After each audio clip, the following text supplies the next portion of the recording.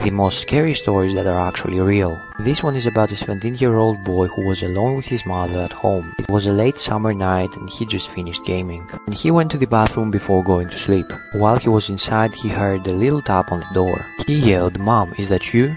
But he didn't get a reply. He opened the door, but there was nobody there. He went to the hallway and found his bedroom door shut, but he was certain he didn't close the door. He went to his mother and told her that somebody was in his room, but she didn't believe him and thought he was joking. So he went to check his bedroom by himself. He opened the door slowly and scared. He saw a hand sticking out behind the dresser in the corner of his room. He ran to his mother's room and locked the door. And then his mother finally believed him. He started calling the police and he heard footsteps outside the door. Finally, he saw the shadow of the man under the door.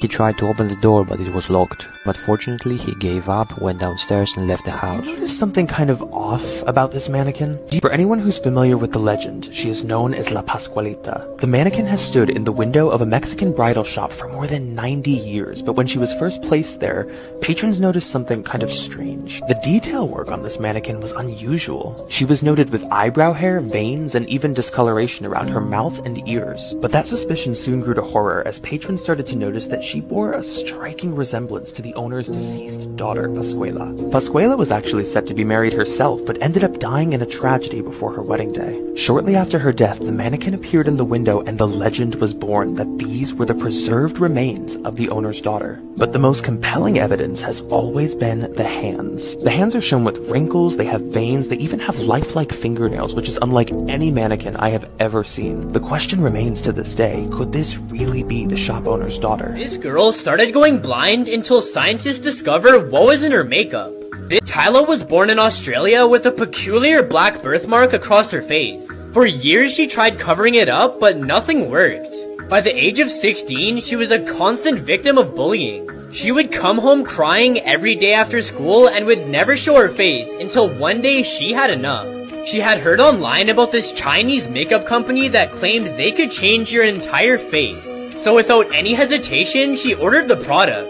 3 weeks later, the product arrived at her doorstep and it smelled horrible. But since she was so desperate for change, she covered herself in this strange liquid. Over the next few days, her birthmarks seemed to disappear, no longer being noticeable. Then, one morning before school, she felt an itch down her throat. Her vision instantly went blurry and she could feel something crawling underneath her skin. But you won't believe what was inside of her. Hit the plus for part 2. Scary stories about Disneyland, except this one there's actual proof. One time a guy went to Disneyland and was waiting to ride the roller coaster on Space Mountain. He was standing in line when a guy with red hair came up to him and started talking to him. He seemed nice, but he was a little bit odd. But the thing is, when the ride was over, this red-haired man literally vanished into thin air. The guest reported this incident and was told that he was alone the entire time. This guest might have just encountered a ghost people know as Mr. One Way. Rumor has it that he's the ghost of a man who passed away while on the ride in the 1970s. He always vanishes right before the ride is over, and he likes to talk to people who are riding the roller coaster alone. People have also reported seeing him in the cast member locker rooms. Follow if you want a part 2 because there's so many ghost stories about Disneyland. This is why you should never play Ding Dong Ditch. It was Halloween night a few years back and a group of friends were staying around my house. We decided we wanted to go out and have some fun, maybe play some Knockdown Ginger for a bit of a laugh. There was an abandoned house down the road from where I lived which was pretty creepy to say the least. This place had been abandoned for around 50 years, and there were legends in the village that it was extremely haunted, so no one would even dare get close. However, me and my friends, well, we were different. We ran up to the house late at night, rang the doorbell, and knocked on the door. Of course, at first, nothing happened. But, well, it sure did. So we carried on knocking to see if anyone would come out. We were shouting, "Come on, ghosts, come on, out you come." That was when we heard footsteps from within the house. Quickly ran and hid next to the house. When we saw the door open, a man walked out. He shouted, "My name is James Daniels. Get off of my property now." We were all terrified but stayed hidden for now, until we saw his door close. We thought, this house is abandoned. What the hell? Had to of course walk through the garden in order to get off the property, but well, that was a mistake. The man then came running out the house and chased us down the street. While running, one of my friends decided to dial the police, because this guy was still chasing us and had something sharp in his hand. Eventually, we got clear of the man and the police arrived. This is where the story gets pretty crazy. First of all, they checked in the local area and the house. The doors were locked, and there was no one there. There wasn't even a trace that anyone had been there. The police then asked for the man's name. We said, James Daniel or something. The police checked all their records and were extremely confused. They said, "James Daniels, you say?" They showed us a picture. It looked like a pretty old picture, and we said, yeah, that's him. It looked exactly like him. They said, "This guy's been dead for 50 odd years." This is the creepy story of Jeff the Killer. Jeff the Killer was once a normal boy named Jeff. He had just moved to a new town with his family. One night, a few neighborhood bullies attacked him at an outdoor party. Jeff's face ended up getting severely burned. He was immediately rushed to the hospital. A couple days later, when his bandages came off, his face was horribly deformed.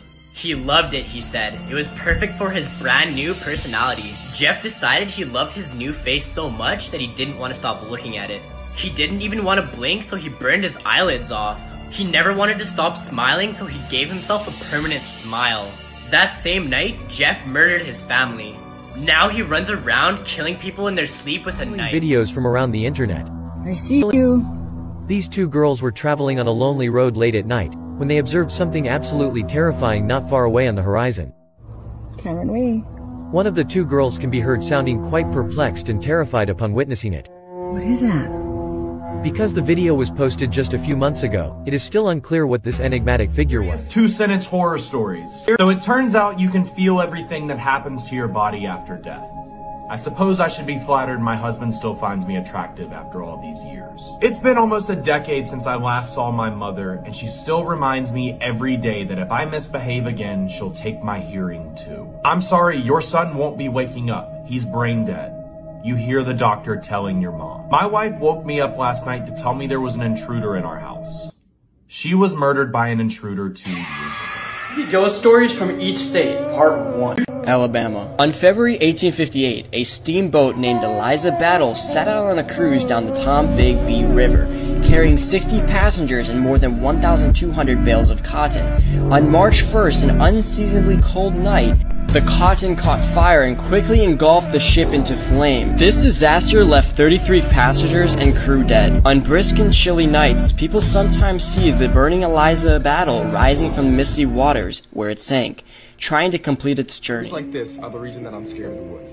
In the winter of 2011, there's a young man named Ben staying at a remote cabin in the woods in Oregon. The cabin had belonged to Ben's father, who had recently passed away.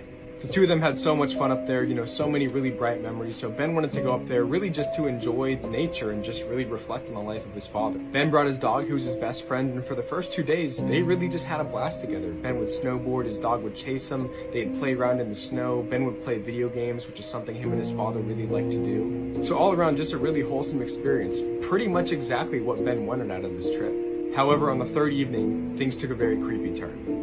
Ben walked outside and noticed human footprints leading up to and then away from his cabin and eventually disappearing in the woods. And this was very strange because this cabin was really isolated. There were not any cabins anywhere near Ben's father's cabin. But again, with Ben just really trying to have a good time, really remember his father and hang out with his dog, he just kind of brushed it off, really not trying to make a big deal out of it, really didn't want to freak himself out. That night, however, Ben was woken up in the middle of the night by the sound of footprints on his roof. And after a while of debating with himself on whether he should go check it out or not, he does eventually muster up the courage to go walk out on the balcony and just check it out, just see what was going on. He walks out on the balcony, really scared, not really sure what to expect, and looks in the woods, looks on his roof, doesn't see anything, but his dog locks onto something in the woods and is just trained that the dog is not barking, it's just staring in this one direction. Ben slowly looks over, and what he sees is absolutely shocking. About 20 feet up in the trees, there's a freakishly long humanoid figure with its arms outstretched and its mouth wide open, just staring at Ben, no other expression. Ben stares for a second, just in disbelief on what he's actually looking at. He quickly grabs his dog, they run back inside, Ben runs through the entire house, shuts all the blinds, and just double checks and makes sure all doors are locked. For the rest of the night, Ben can hear this thing leaping from tree to his roof, walking on his roof, going back into the trees, jumping back onto his roof, walking back and forth, landing on the balcony even. Throughout the whole night, Ben was just completely paralyzed. When dawn finally broke and it was bright enough to see what was going on outside, Ben took all of his stuff, grabbed his dog, and got out of there. He never went back. This woman owned a lifelike doll pictured right behind me. She noticed it was moving and acting strange at night, so she called some investigators to see what was going on with it. What happened next is terrifying. I'm gonna roll the clip right now.